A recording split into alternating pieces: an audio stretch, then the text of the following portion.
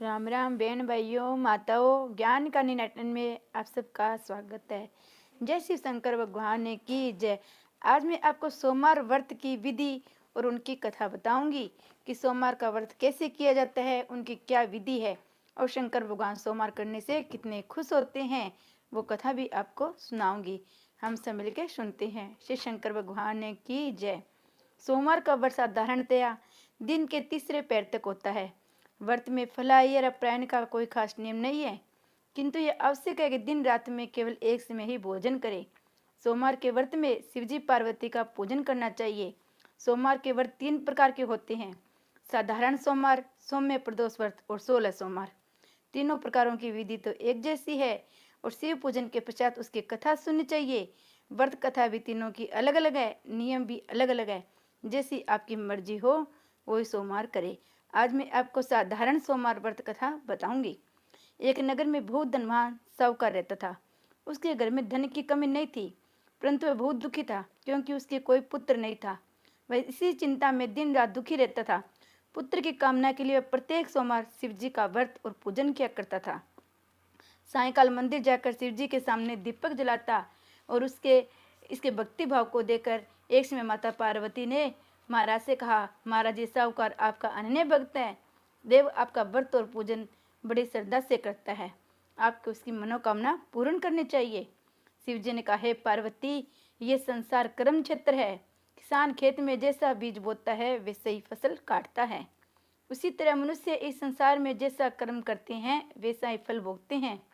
माता पार्वती ने अत्यंत आग्रह से कहा, महाराज जब ये आपका अनन्य भगत है, अगर इसको किसी प्रकार का दुख है तो उसे आपको अवश्य दूर करना चाहिए। आप तो सदैव अपने भक्तों पर दयालु होते हैं, उनके दुखों को दूर करते हैं। यदि आप ऐसा नहीं करोगे तो मनुष्य आपका पूजन और व्रत क्यों करेंगे। माता पार्वती का ऐसा आग्रह देख शिव जी कहने लगे, हे पार्वती, इसके कोई पुत्र नहीं है, इसी चिंता में ये अति दुखी रहता है। इसके भाग्य में पुत्र न होने पर भी मैं इसको पुत्र की प्राप्ति का वरदान देता हूँ, परंतु वह पुत्र केवल 12 वर्ष तक जीवित रहेगा। इसके पश्चात वह मृत्यु को प्राप्त हो जाएगा। इससे अधिक मैं इसके लिए कुछ नहीं कर सकता। माता पार्वती और भगवान शिव का यह वार्तालाप साहूकार सुन रहा था। इससे उसको न कुछ प्रसन्नता हुई न कुछ दुख हुआ। वह पूरे की तरह शिव जी का व्रत और पूजन करता रहा। कुछ समय बाद साहूकार की स्त्री गर्भवती हुई। 10वें महीने उसके गर्भ से अति सुंदर पुत्र उत्पन्न हुआ। साहूकार के घर में बहुत खुशी मनाई गई, परंतु साहूकार तो ये जानता था कि उसकी केवल 12 वर्ष की ही आयु है, इसलिए उसने अधिक प्रसन्नता प्रकट नहीं की, नहीं किसी को ये भेद बताया कि मेरे पुत्र की आयु कम है। जब वह बालक 11 वर्ष का हो गया तो बालक की माता ने उसके पिता से उसके विवाह करने के लिए कहा। साहूकार ने कहा, अभी मैं इसका विवाह नहीं करूँगा, मैं अपने पुत्र को काशी पढ़ने के लिए भेजूंगा। साहूकार ने बालक के मामा को बुलाकर उसका बहुत सौ धन देकर विदा किया। तुम इस बालक को काशी पढ़ने के लिए ले जाओ और रास्ते में जिस स्थान पर भी जाओ यज्ञ और ब्राह्मणों को भोजन कराते दक्षिणा देते जाना। दोनों मामा भांजे ये करते, ब्राह्मणों को भोजन कराते दक्षिणा देते काशी की ओर चल पड़े। रास्ते में उनको एक शहर पड़ा। उस शहर के राजा की कन्या का विवाह था, परंतु राजकुमार विवाह करने के लिए आया था वह एक आंख से काना था। उसके पिता को इस बात की बड़ी चिंता थी, कहीं राजकुमार को देख राजकुमारी या उसके माता पिता वह में किसी प्रकार की अड़चन पैदा न कर दे। जब उसने अति सुंदर सेठ के लड़के को देखा तो मन में विचार किया, क्यों न इस लड़के को दूरस्मय लड़के का वर्ग काम में चलाया जाए। ऐसा मन में विचार कर राजकुमार के पिता ने उस लड़के और उसके मामा से बात की। वे राजी हो गए। फिर उसे साहूकार के लड़के को वर के कपड़े पहनाकर घोड़ी पर बैठाकर कन्या के द्वार पर ले जाया गया। सभी कार्य प्रसन्नता से पूर्ण हो गया। राजकुमार के पिता ने सोचा, यदि वह कार्य भी इसी लड़के से करा लिया जाए तो क्या बुराई है। ऐसा विचार कर लड़के और उसके मामा से कहा, यदि आप फेरों और कन्यादान के काम को भी करा दे तो आपकी बड़ी कृपा होगी, मैं इसके बदले आपको बहुत सारा धन दूंगा। दोनों ने इसे शहर स्वीकार कर लिया और वह कार्य भी बहुत अच्छी तरह से संपन्न हो गया। सेठ का पुत्र जिसमें जाने लगा उसने राजकुमारी के चुंदड़ी के पल्ले पर रख दिया, तेरे वह मेरे साथ हुआ, परंतु जिस राजकुमार के साथ तुमको भेजेंगे वे एक आंख से काना है और मैं काशी पढ़ने जा रहा हूँ। सेठ के लड़के के जाने के पश्चात राजकुमारी ने जब अपनी चुंदड़ी पर ऐसा लिखा हुआ पाया तो उसने कान्हे राजकुमार के साथ जाने से मना कर दिया। उसने अपने माता पिता को सारी बात बता दी और कहा कि ये मेरा पति नहीं है, मेरा विवाह इसके साथ नहीं हुआ है, जिसके साथ मेरा विवाह हुआ है वह तो काशी जी पढ़ने गया है। राजकुमारी के माता पिता ने अपनी कन्या को विदा नहीं किया और बारात वापस लौटा दी।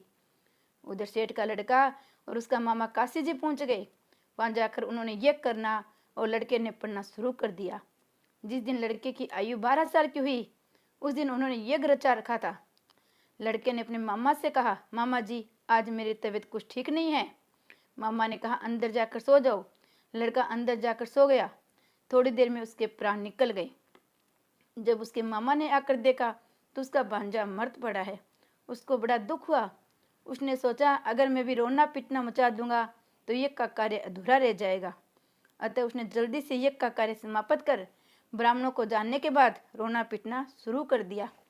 उसी में शिव जी पार्वती जी उधर से जा रहे थे। जब उन्होंने जोर जोर से रोने की आवाज़ सुनी तो पार्वती माँ कहने लगी, महाराज कोई दुखिया रो रहा है, इससे कष्ट को दूर कीजिए। जब शिव पार्वती वहाँ पहुँचे तो उन्होंने पाया कि वहाँ एक लड़का मर्त पड़ा है। माता पार्वती कहने लगी, महाराज ये तो उसी सेठ का लड़का है जो आपने उसको वरदान से उत्पन्न हुआ था। शिव जी ने कहा, हे पार्वती इसकी आयु इतनी थी वह भोग चुका है। तब पार्वती माँ कहने लगी, हे महाराज इस बालक की आयु दो, नहीं तो इसके माता पिता तड़प तड़प कर मर जाएंगे। माता पार्वती के बार बार आग्रह करने पर शिव जी ने उसको जीवन का वरदान दे दिया। शिव जी की कृपा से वह लड़का जीवित हो गया। शिव जी और पार्वती कैलाश पर्वत पर पहुंच गए। शिक्षा पूर्ण होने पर वह लड़का उसके मामा उसी प्रकार ये करते, ब्राह्मणों को भोजन कराते, दक्षिणा देते, अपने घर की ओर चल पड़े। रास्ते में उसी शहर में आए जहाँ उस लड़के की वह की राजकुमारी से वह हुआ था। वहाँ कर उन्होंने यज्ञ आरंभ कर दिया। उस लड़के के ससुर वहाँ के राजा ने उसको पहचान लिया। महल में ले जाकर उसको बहुत आओ भगत की। बहुत से दास दासियों सहित आदर पूर्वक अपनी राजकुमारी और जमाई को विदा कर दिया। जब वे अपने शहर के निकट आए तो माता ने कहा कि मैं पहले तुम्हारे घर जाकर तुम्हारे माता पिता को खबर देकर आता हूँ। जब उस लड़के का मामा घर पहुंचा तो लड़के के माता पिता घर की छत पर बैठे थे। उन्होंने ये प्रण कर रखा था कि यदि हमारा पुत्र सकुशल लौट आए तो हम राज्य कुछ नीचे आ जाएंगे, नहीं तो छत से गिरकर अपने प्राण दे देंगे। उस लड़के के मामा ने आकर ये समाचार दिया कि आपका पुत्र आ गया है। तब उनको विश्वास नहीं हुआ। तब उसके मामा ने शपथ पूर्वक कहा कि आपका पुत्र अपनी पत्नी बहुत सारा धन साथ लेकर आया है। सेठ प्रसन्नता से भर उठा। सेठ सेठानी आनंद पूर्वक नीचे आए। बाहर आकर उन्होंने अपने पुत्र उसकी पत्नी का भरपूर स्वागत किया। सभी बड़ी प्रसन्नता के साथ रहने लगे। जो कोई सोमवार के व्रत को धारण करता है अथवा इसको पढ़ता या सुनता है उसके सब दुख दूर होकर उसकी समस्त मनोकामनाएं पूर्ण होती है। इस लोक में नाना प्रकार के सुख भोगकर अंत में सदा शिव के लोक को प्राप्त होता है। श्री शंकर भगवान की जय। 27 फरवरी सोमवार और अष्टमी होने के कारण ये सोमवार बहुत शुभ है। अष्टमी माता का दिन है, सोमवार शिव जी का दिन है। तो आप सोमवार करना चाहो तो सोमवार करे, शिव जी पार्वती की पूजा करे और भगवान से मन चाहे वरदान प्राप्त करे। श्री शंकर भगवान की जय।